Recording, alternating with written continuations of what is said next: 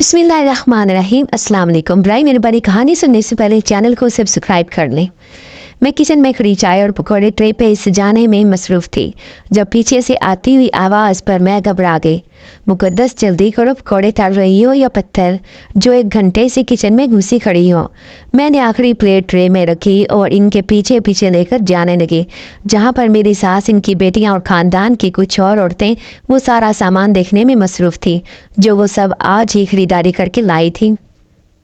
घर में मेरे देवर की शादी थी जिसकी तैयारियां जोरों से लगी हुई थी। मैं चाय लेकर पहुंची थी तो सभी अपना अपना कप उठाते सर्द मौसम में गर्म चाय के साथ पकौड़ों का लुत्फ लेने लगे। वो सब आज बहुत खुश थी। मैं एक बहुत बड़े खानदान की बहू थी जहाँ पर छोटी छोटी तकरीब में पैसा पानी की तरह बहाया जाता था। मैं सबको चाय देकर अपने कमरे में आ गई थी और अपने फटे हुए दुपट्टे को देखकर मेरी आंखों में आंसू आ गए थे। तकदीर ने मेरे साथ बहुत बड़ा खेल खेला था। खुशियों की उम्मीद पर मेरी जिंदगी दुखों की दलदल में खस कर रह गई थी। मैं नहीं बैठी अपने मुकद्दर के बारे में सोच रही थी जब मेरे कमरे की खिड़की पे कोई आहट महसूस हुई। मैंने फौरन ही अपनी आंखों से आंसू पोंछ लिए और खिड़की पर जाकर बाहर झांका तो सामने एक अनजान नौजवान खड़ा मुझे देख रहा था। मेरे कमरे की खिड़की से अनमित खुलती थी। मैंने सोचा शायद वो किसी काम से आया होगा क्योंकि आजकल घर में शादी का माहौल था और 100 काम हो रहे थे। मैंने जल्दी से खिड़की बंद कर ली, कहीं कोई इसे यूं मुझे घूरता देख ना ले। अगले रोज किचन में काम करते फिर वो मुझे अपने पीछे दरवाजे पर खड़ा दिखाई दे गया तो मैं हैरान होगी कि वो हर जगह मुझे क्यों देख रहा था। मैं जल्दी से चूल्हा बंद करके जैसे ही अपने कमरे में आई तो मुझसे पहले वो अंदर मौजूद था, लेकिन जैसे ही मैंने बाहर जाना चाहा उसने मुझे अंदर खींच कर दरवाज़ा बंद कर लिया और बोला कि घबराओ नहीं, तुम्हारे अलावा मुझे और कोई नहीं देख सकता। मैंने पूछा क्यों तो उसने कहा क्योंकि मैं इंसान नहीं बल्कि एक जिनजाद हूँ। ये सुनकर तो मेरे होश ही उड़ गए थे। मेरा नाम मुकद्दस है। मैंने एक गरीब बाप के घर में आँख खोली। मेरे अलावा मेरी 3 बहनें और थीं। हमारा कोई भाई ना था, लेकिन बाबा बहुत मेहनत कश थे। उन्होंने गरीब होने के बावजूद हमें ज़िंदगी में कोई कमी ना आने दी थी। वो खुद तो शहर भर में सब्जी और फ्रूट की रेडी चलाते, लेकिन हमें अच्छे स्कूल और कॉलेज में भेजा था। हम चारों बहनों ने कॉलेज तक तालीम हासिल की तो किसी ने प्राइवेट स्कूल, किसी ने ट्यूशन और किसी ने कोई और छोटी मोटी नौकरियां करके बाबा के कंधों से बोझ हल्का करने की कोशिश की थी। बाबा के साथ साथ हम चारों भी कमाने लगे तो घर में खुशहाली ने कदम डाल दिए थे। जिंदगी बड़ी खूबसूरती के साथ गुजर रही थी जब एक रोज़ मैं स्कूल से वापस लौट रही थी जहां मैं जॉब करती थी। इस स्कूल और मेरे घर के दरमियान ज़्यादा फासला ना था, बस 10-15 मिनट की ही दूरी थी जो मैं हर रोज़ बड़ी आसानी से पैदल ही तय कर लिया करती। इस रोज़ मैं वापस लौट रही थी जब रास्ते मुझे एजाज की गाड़ी ने टक्कर मार दी थी। दरअसल गलती मेरी ही थी। मुझे लगा था कि गाड़ी करीब आने से पहले मैं सड़क पार कर लूँगी, लेकिन ऐसा ना हुआ और एजाज की गाड़ी आकर मुझसे टकरा गई थी जिसकी वजह से मैं वही रोड के बीच गिर पड़ी थी। भला हुआ इसका वो फौरन अपनी गाड़ी से उतर आया और मुझे उठाकर अपनी गाड़ी में डाल दिया था। मेरे कोई बड़ी चोट तो ना लगी थी, लेकिन इस वक्त एक टांग कोनी और सर से खराशें आने की वजह से खून बह रहा था। अयाज ये देखकर बहुत घबरा चुका था और मुझे अस्पताल लेकर आया। वो रास्ता भर बार बार मुझसे माफ़िया मांग रहा था। मैं जो इस वक्त दर्द की वजह से इस पर बहुत गुस्सा हो रही थी, सारा निज़ाम इसी पर धर दिया था। इसे बोल रही थी कि अगर आंखें बंद करके गाड़ी चलानी होती है तो कम से कम वहाँ चलते इंसानों को बता दिया करो कि वो सड़कें आपकी जागीर हैं। मैं अपने मुंह बड़बड़ाती इसे कोसने लगी थी और वो इस वक्त बहुत ज़्यादा घबरा गया था। अस्पताल पहुँचकर उसने मेरी मरहम पट्टी का खर्चा उठाने के अलावा भी 10,000 रुपये मेरी जानेब बढ़ाए तो मैं आंखें फाड़े इसे देखने लगी। वो कैसा इंसान था जो अपने आप को मेरा गुनाहगार ही समझ बैठा, जबकि इसकी जगह कोई और अमीर उजादा होता तो उल्टा मुझे चंद बातें सुनाकर चल दिया होता। मैंने इसकी जानी मजूर हैरत से देखा तो उसने बोला कि प्लीज़ ये पैसे रख लो, इसके अलावा अगर तुम्हारी फिर मरहम पट्टी या दवाइयों का खर्चा होगा तो वो मैं अलग से भर दूंगा। ये सिर्फ आपकी दिलजोई के लिए है। میں نے اس کے ہاتھ سے وہ پیسے پکڑ لیے اور کہنے لگی کہ اچھا تم اتنا ہی کہہ رہی ہو تو میں رکھ لیتی ہوں، کیونکہ تمہارے دیے ہوئے زخموں کی وجہ سے مجھے کچھ دن تو گھر ہی بیٹھنا ہوگا، اور اوپر سے وہ پرائیویٹ اسکول والے جو میری تنخواہ بھی کاٹ لیں گے۔ وہ میری ساری روداد سن کر خود کو کوئی بہت بڑا قصوروار سمجھنے لگا تھا۔ وہ اپنی گاڑی میں مجھے گھر تک چھوڑنے آیا تھا۔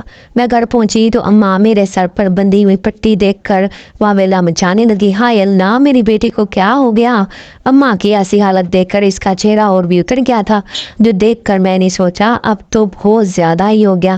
اس لیے میں نے اماں سے کہا اتنی زیادہ چوٹ نہیں آئی، آپ پریشان نہ ہو، اور اسے بھی رخصت کر دیا۔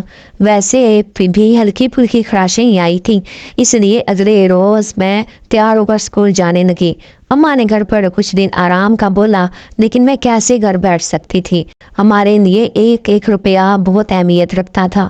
میں گھر بیٹھ کر یہ چند 100 روپے بھی نہیں گنوانا چاہتی تھی، اس لیے وقت پر اسکول پہنچنے کے لیے گھر سے نکل پڑی تھی۔ لیکن اسکول والوں نے ایکسیڈنٹ کا سن کر مجھے ایک ہفتہ کی چھٹی ویسے ہی دے دی تھی، جس کے لیے میری تنخواہ بھی نہیں کاٹی تھی۔ میں خوشی خوشی گھر واپس لوٹ رہی تھی کہ نہ جانے کہاں سے اس کی نظر پھر سے مجھ پر پڑ گئی تھی۔ میرے قریب آ کر اس نے گاڑی روکی تو میں نے پھر اپنا منہ بنا لیا تھا تاکہ اسے لگے کہ میں بڑی تکلیف میں ہوں۔ اس نے گاڑی کا شیشہ گراتے ہوئے پوچھا کہ آپ کو تو گھر پر ہی آرام کرنے کی ضرورت تھی، آپ ایسی حالت میں بھی اسکول جا رہی ہیں؟ اسے پتہ نہیں تھا کہ میں تو اسکول سے چھٹی ملنے پر واپس لوٹ رہی تھی۔ اس کے سامنے جھوٹ بول دیا کہ ہاں میں اسکول جا رہی ہوں، کیونکہ ہمارے حالات گھر پر بیٹھنے کی اجازت نہیں دیتے۔ آپ کا کیا ہے، آپ تو زخمی کر کے چلے گئے۔ وہ فوراً گاڑی سے نکلا اور کہنے لگا کوئی ضرورت نہیں ہے اسکول جانے کی، آپ گاڑی میں بیٹھیں، میں آپ کو گھر پہنچا دیتا ہوں۔ اس مہینے کی تنخواہ نہ ملی تو میں اس کی بھرپائی کر دوں گا، آپ فکر نہ کریں۔ میں جھٹ سے اس کی گاڑی میں بیٹھ گئی تھی اور بولی کہ چلو ٹھیک ہے، آپ کی بات مان لیتی ہوں، لیکن پہلے آپ مجھے کسی جگہ اچھی جگہ ناشتہ کروا دیں۔ صبح جلدی اسکول پہنچنے کے چکر میں گھر سے ناشتہ کیے ہی نکل آئی تھی، اور وہ بولا چلیں ٹھیک ہے، میں آپ کو کسی اچھے ریسٹورنٹ لے چلتا ہوں، لیکن آپ کے گھر والے بھی عجیب ہے، آپ کو روکا نہیں آج اسکول جانے سے؟ میں نے کہا اماں نے روکا تھا، لیکن میں نے ہی ان کی بات نہ مانی۔ وہ آپ کو بتایا نا کہ ہمارے گھر کے حالات اچھے نہیں۔ راستے میں ایک ڈھابے پہ ناشتہ پوائنٹ دیکھ کر میں نے اسے وہی رکنے کا کہہ دیا تھا، کیونکہ وہاں کی حلوہ پوری چھولے پراٹھے مجھے بہت پسند تھے۔ اس نے کہا نہیں، یہاں پر کھلی چیزیں کھانا آپ کے لیے ٹھیک نہیں ہوگا، اس لیے لیکن میں نے اسی جگہ ناشتہ کرنے کی ضد کر کے اسے روک لیا تھا۔ اس نے میرے لیے ناشتہ آرڈر کر دیا تھا اور میں بڑے مزے سے ٹھوس کر کھانے لگی تھی۔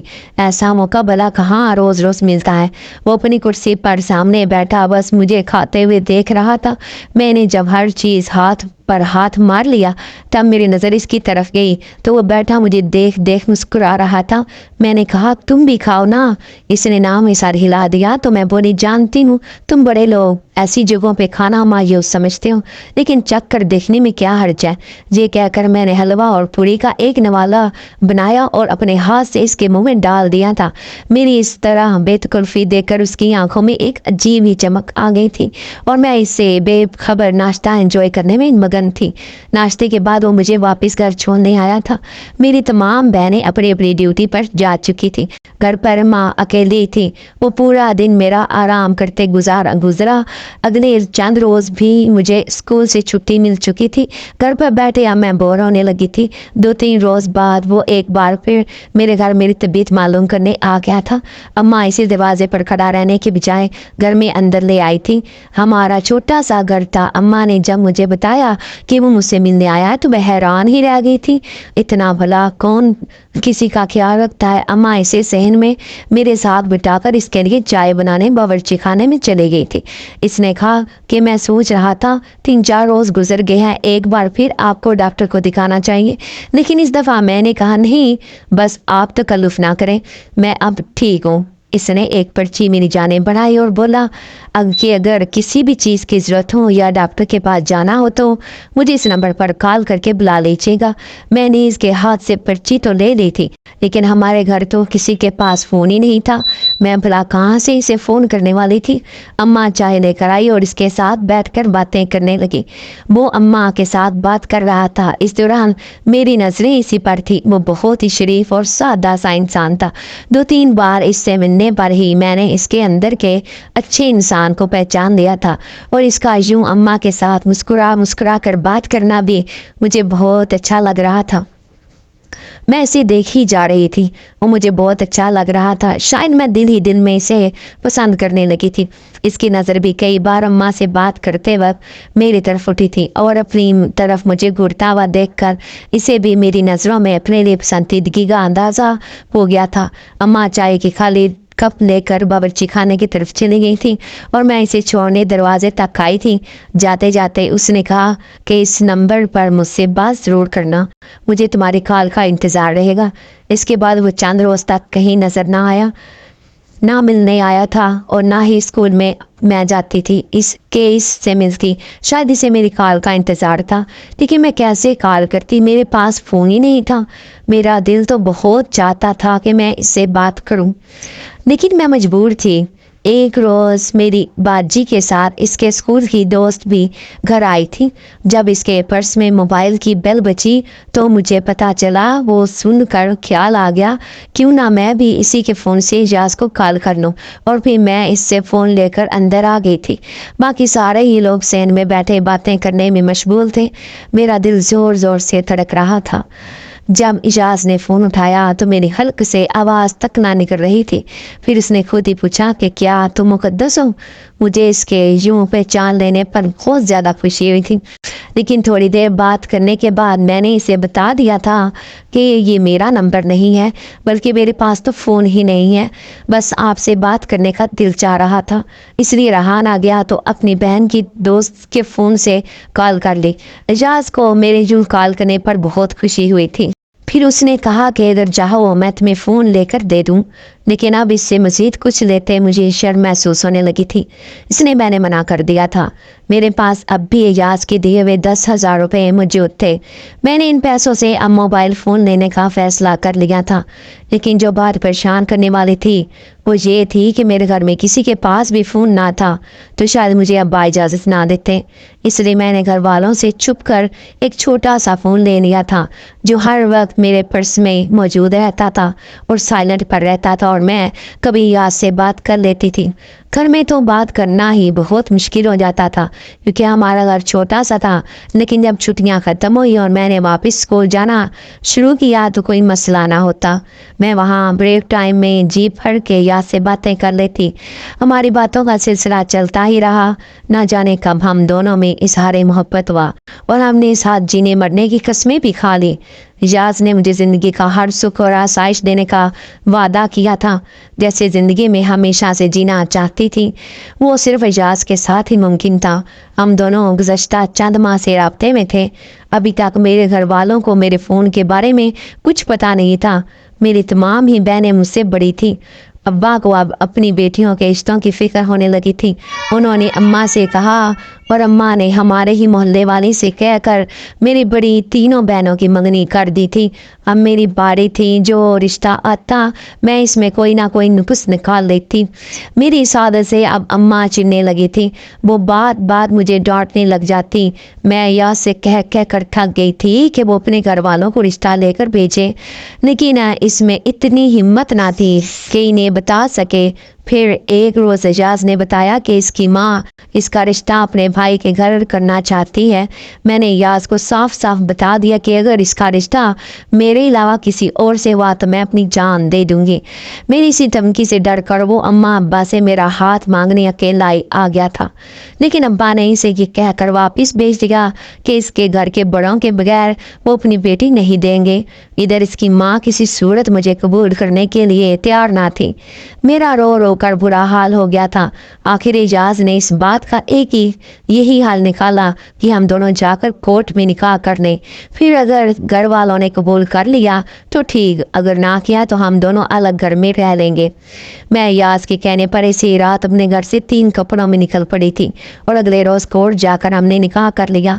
सबसे पहले मैं एजाज को लेकर अपने घर आई थी। मेरे घर का दरवाज़ा आज खुला था। जब मैं एजाज के साथ दरवाजे से दाखिल हुई तो सामने ही मेरे सारे घर वाले इकट्ठे सहन में मौजूद थे। शायद इन सब में मेरे भाग जाने के बारे में ही बातें हो रही थी, लेकिन मैं दूसरे ही दिन ही एजाज के साथ वापस आ गई थी। मेरे बाबा ने जैसे ही मुझे देखा बोले, खबरदार मेरे घर में कदम मत डालना, तुम हमारे साथ सारे रिश्ते तोड़ कर गई हो। आगे बढ़कर बाबा ने मुझे थप्पड़ मारना ही चाहा था कि एजाज जी कहकर इनके सामने आ गया था, मुकद्दस आपकी बेटी होने के साथ साथ आप मेरी बीवी भी है। बाबा ने गुस्से से इसे मुझे लेकर अपने घर से निकल जाने का कहा तो एजाज ने मेरा हाथ पकड़ लिया था। हम दोनों वापस आकर गाड़ी में बैठ गए थे, जहाँ एजाज मुझे समझाने लगा कि ऐसे मौके पर अक्सर माँ बाप को अपनी औलाद पर गुस्सा आता है। तुम फिक्र मत करो, चंद रोज बाद जब इनका गुस्सा ठंडा होगा तो वो हम दोनों को कबूल कर लेंगे। अम्मा अब्बा ने मुझे कबूल करने से साफ इनकार कर दिया था। उनका कहना था कि मेरी इस हरकत की वजह से मेरी दूसरी बहनों के भी रिश्ते टूट सकते हैं, इसलिए उन्होंने मुझे एक गरीब रहने भी ना दिया। मजबूरन मुझे एजाज के साथ इसी के घर आना पड़ा। लेकिन एजाज के घर वाले मुझे देखकर तो मेरे घर वालों से भी ज़्यादा खफा हुए थे। जब एजाज मुझे लेकर मेरे ससुराल आया तो सब ने ही हम दोनों को बड़ी हैरानी से देखा और एजाज ने सबके सामने बोला, ये वही मुकद्दस है जिसके घर रिश्ता लेकर जाने से आप सब ने मुझे इनकार कर दिया था। मजबूरन हम दोनों ने कोर्ट मैरिज कर ली है। अब चाहे जिसको भी इससे एतराज़ हो, लेकिन ये अब मेरी बीवी बन चुकी है और मैं इसके बगैर नहीं रह सकता। इसकी माँ ने फ़ौरन मुझे तलाक देने का हुक्म दिया, लेकिन एजाज ने इनकी बात ना मानी और बोला कि अगर इसको कबूल ना किया तो मेरा मुंह देखने के लिए भी तरस जाएंगे, क्योंकि फिर मैं इसे लेकर आप सब से बहुत दूर चला जाऊंगा। मजबूरन उन लोगों ने मुझे अपने घर में रहने तो दिया, लेकिन मुझे कबूल ना किया। मेरे लिए बस एजाज का साथ ही काफ़ी था। इनके घर वालों से तो मैं पहले कभी ना मिली थी, इसलिए मुझे इनके रवैयों की ज़्यादा फिक्र नहीं थी। एजाज ने 2 रोज़ बाद ही हमारे वलीमे की एक शानदार तकरीब रखी थी और मुझे अपने तमाम ख़ानदान और जान पहचान वालों से अपनी बीवी के तौर पर मिलाया था। हम दोनों की शादीशुदा ज़िंदगी बहुत ही प्यार मोहब्बत के साथ गुजर रही थी। शादी के पहले रोज़ ही मुझे पता चल गया था कि एजाज के घर में कोई भी इसके जैसी तबीयत ना रखता था, बल्कि इन सब में से एक वो ही था जो दिल का बहुत साफ और सादगी पसंद था। बाकी सब में तो पैसे और दौलत का घमंड कूट कूट कर भरा हुआ था। पहले ही रोज़ मेरी नानी मेरे सामने बैठकर अपनी माँ से ऐसी ऐसी बातें कर रही थी जैसे इसका मकसद सिर्फ मुझे सुनाना हो।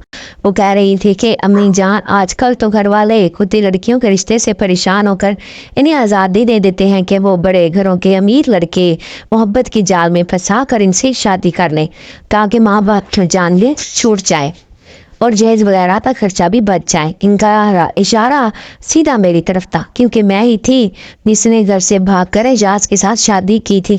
वो लोग मुझे कबूल तो ना कर रहे थे, लेकिन अपनी जली कटी बातों से हर वक्त मेरा जी जलाना ना छोड़ते।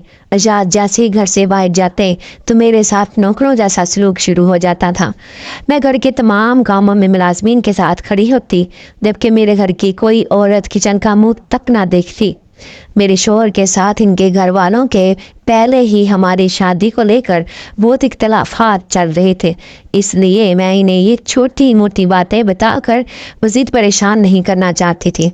एक रोज़ मेरी सास मेरे कमरे में आई और कहने लगी कि मैं अच्छी तरह जानती हूँ तुमने मेरे बेटे को फ़कत दौलत की खातिर ही फंसाया है। मुझसे मुँह मांगी रकम ले लो और मेरे बेटे को छोड़कर चली जाऊं ताकि मैं अपने बेटे की शादी अपनी भतीजी के साथ कर सकूं। मैंने कहा, मैं मानती हूं कि हमारे जैसी लड़कियों की ख्वाहिश होती है कि उनकी शादी बड़े घर में हो, और मेरी भी ख्वाहिश थी कि, लेकिन एजाज से मैंने पैसे की खातिर नहीं बल्कि इसकी शख्सियत से मुतासिर होकर मोहब्बत की है। मेरी तमाम खुशियाँ, मेरे सारे ख्वाब इसके बगैर अधूरे हैं। अब अगर इसके साथ मुझे किसी झोंपड़ी में भी रहना पड़े तो मैं रह लूँगी। इस बात पर तो मेरी सास आग बगोला हो गई।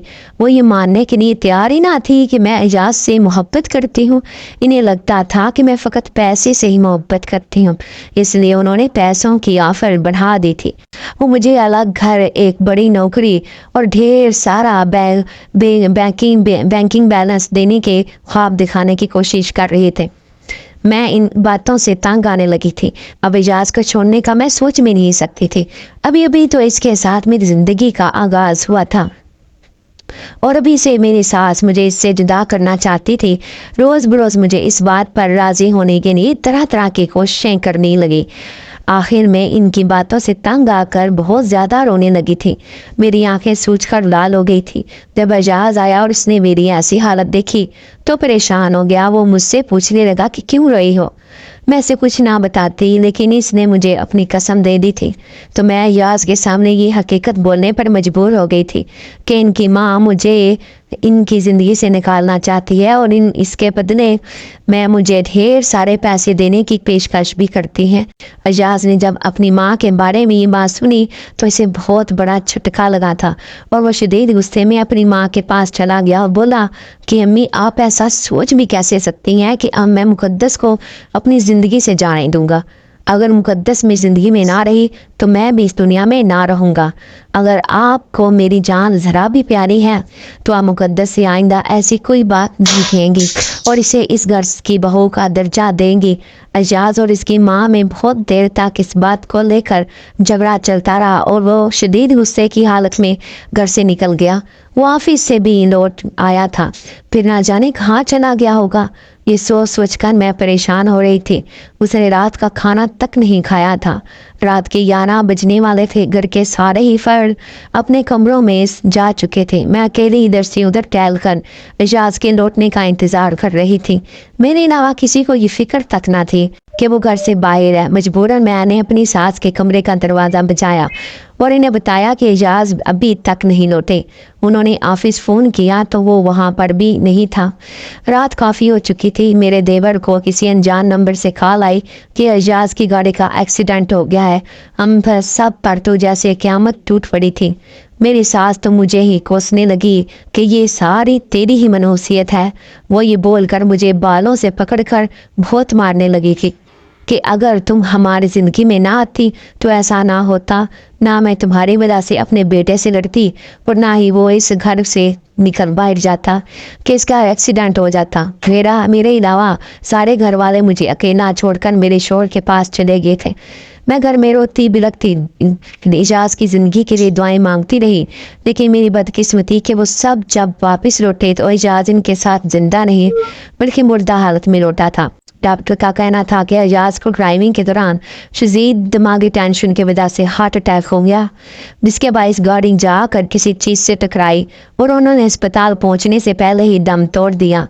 तमाम घर वाले वापस लौटे थे। इनके साथ ही एम्बुलेंस में एजाज की मैयत भी लाई गई। ये देखकर तो मेरे ऊपर क़यामत ही टूट पड़ी थी कि मैं चंद रोज़ की दुल्हन बनने के बाद इसकी बेवा बन गई थी।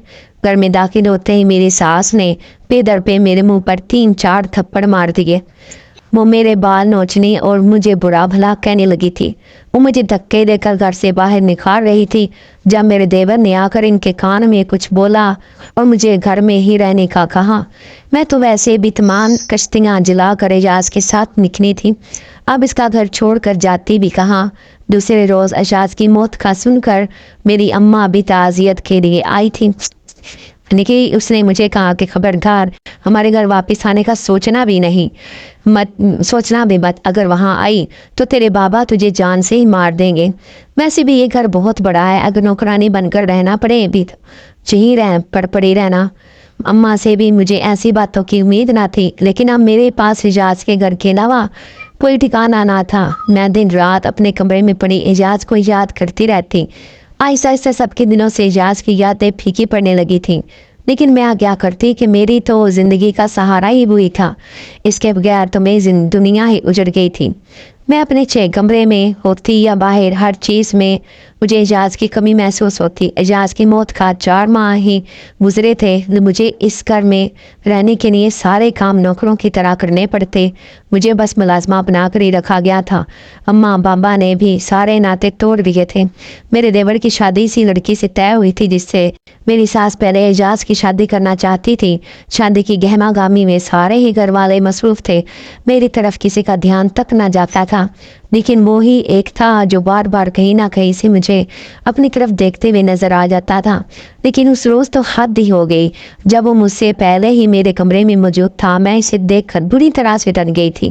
مجھے ڈر تھا کہ اسی طرح کسی انجان مرد پر تو قیامت ہی ٹوٹ پڑے گی اور میں اپنے سر سے چھت کا آسرا بھی کھو بیٹھوں گی، کیونکہ اب اس گھر میں اعجاز تو نہیں تھا جو میری کوئی پرواہ کرتا۔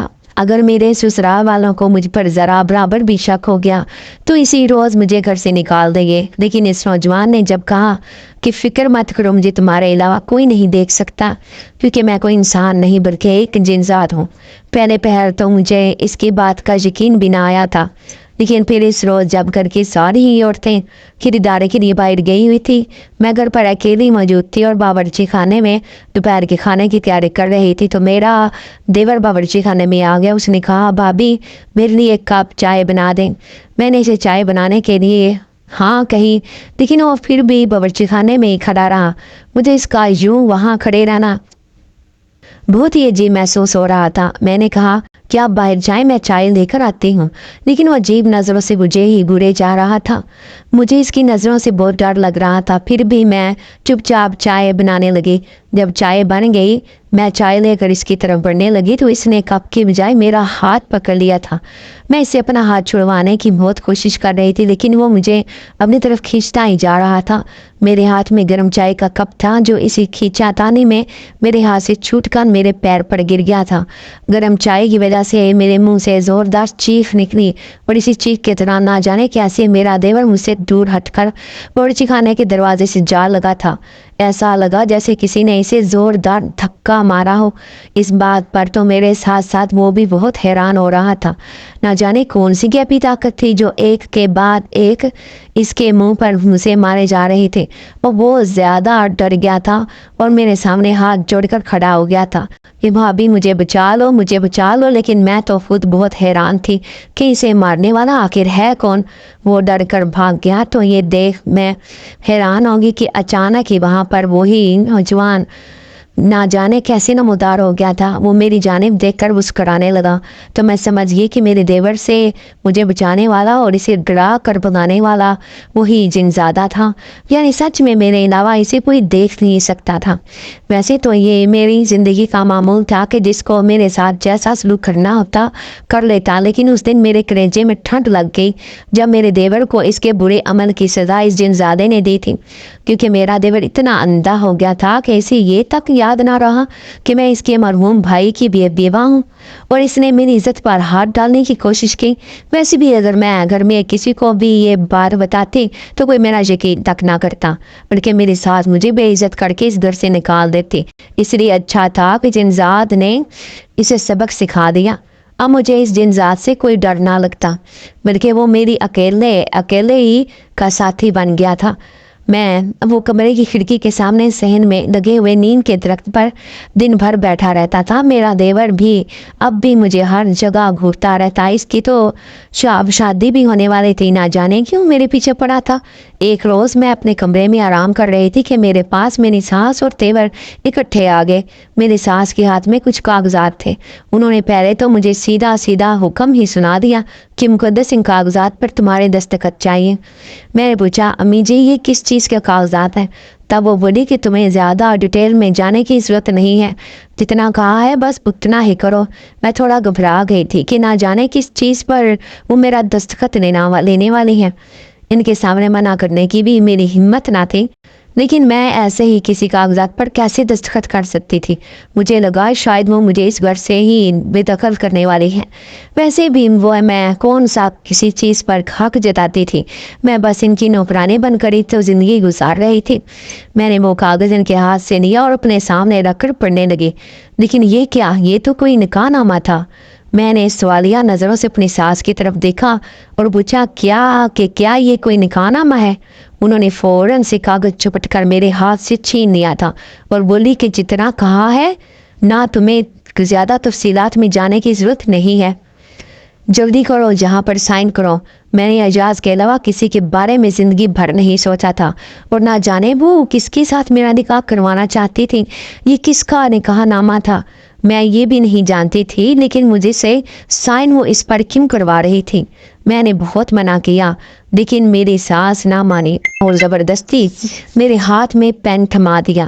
میری آنکھوں سے آنسو ٹپ ٹپ بہنے لگے اور میں گڑ گڑا کر ان کی منتیں کرنے لگی کہ آپ مجھے بتائیں۔ تب میری ساس نے جو بتایا وہ سن کر میرے تو اوسان ہی قطع ہو گئے۔ انہوں نے کہا کہ یہ نکاح نامہ میرے دوسرے بیٹے فیاض کے نام کا ہے، لیکن اس کا یہ مطلب ہرگز نہیں کہ میں تمہاری شادی فیاض کے ساتھ کرا کر ایک بار پھر تمہیں اپنی بہو بنانا چاہتی ہوں، بلکہ یہ صرف اور ایک کاغذ ہی ہے جس کی اصل میں کوئی حیثیت نہیں۔ میری بہو تو صرف میری بھتیجی زوبیہ ہی بنے گی۔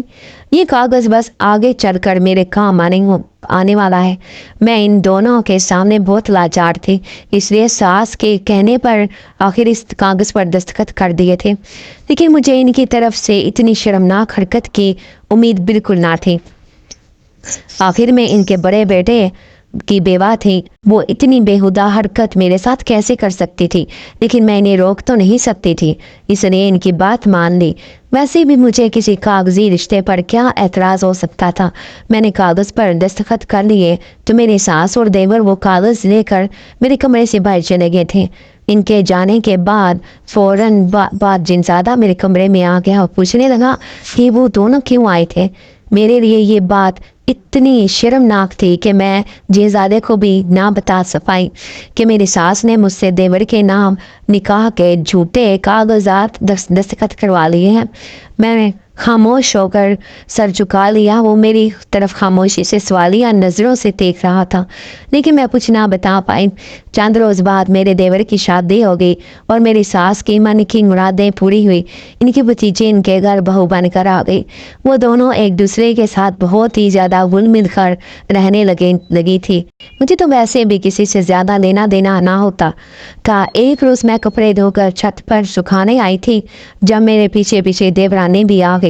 مجھے لگا اسے شاید کوئی کام ہوگا، اور پھر جب میں نے پوچھا کہ اگر کوئی کام ہے تو بتا دیں، اس نے کہا مجھے تم سے کوئی کام نہیں ہو سکتا، بس میں اتنا کہنے آئی ہوں کہ جس طرح پہلے تم نے مجھ سے اعجاز کو چھینا تھا، اگر فیاض کی طرف آنکھ اٹھا کر بھی دیکھا یا اسے اپنی محبت کے جھانسے میں پھنسانے کی کوشش کی تو مجھ سے برا کوئی نہیں ہوگا۔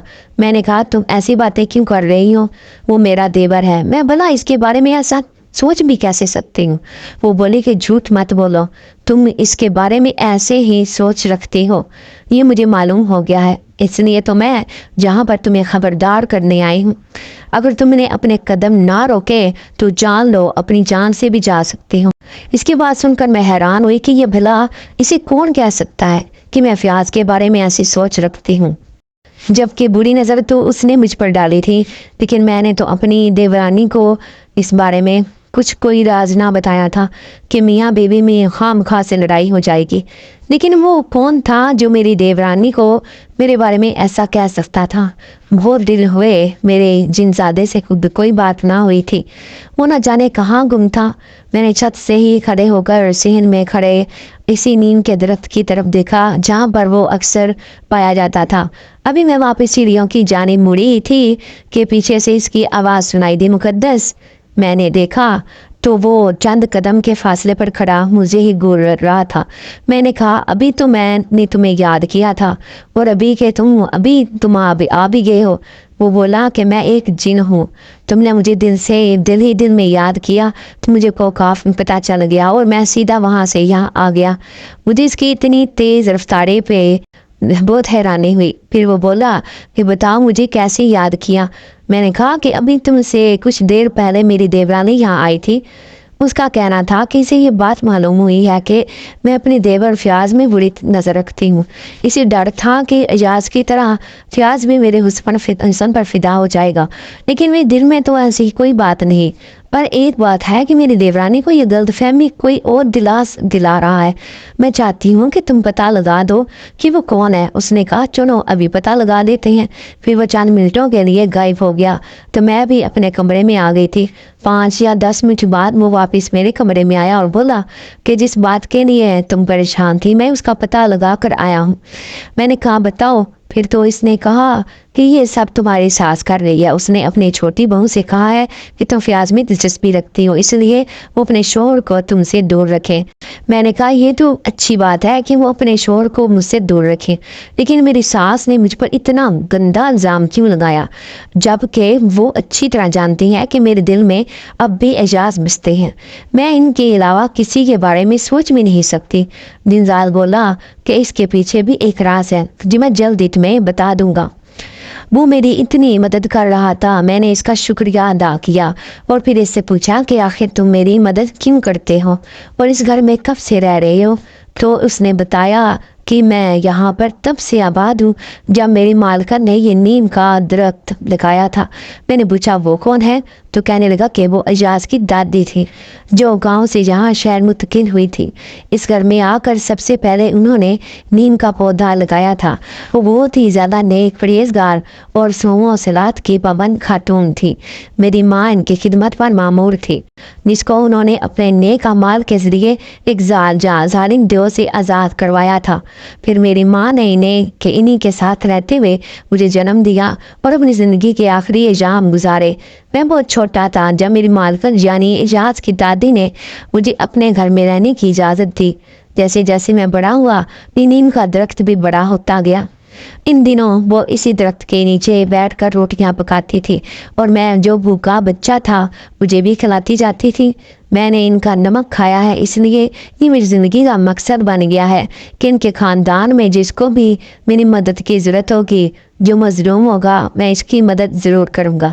میں اس گھر کا محافظ بھی ہوں. اعجاز شروع سے ہی اپنے ماں باپ کا بہت لاڈلا بیٹا تھا اور اس کی دادی نے اپنی ساری ملکیت بھی اعجاز کے نام کر دی تھی جس میں یہ گھر ان کی 2 بڑی فیکٹریاں اور گاؤں کی تمام زمینیں آ جاتی ہیں جو انہیں اپنے میکے سے وراثت میں ملی تھی. وہ سب کچھ وہ مرنے سے پہلے اعجاز کے نام کر گئی اور مجھے بھی کہہ دیا کہ جب تک زندہ رہو اعجاز کی حفاظت کرنا. لیکن افسوس اعجاز کی زندگی بہت کم تھی وہ نہ بچ سکا تو میں نے تمہاری حفاظت کرنا اپنی ذمہ داری بنا لی. اور اس دن مجھ سے رہا نہ گیا جب فیاض تمہیں تنگ کرنے باورچی خانے میں پہنچ گیا تھا تو مجھے اس کو مار کر بگانا ہی پڑا. میں نے اس کا شکریہ ادا کیا اور اس سے اس کا نام پوچھا تو اس نے بتایا میرا نام واصف ہے. اب واصف کے ساتھ میری اچھی دوستی ہو گئی تھی.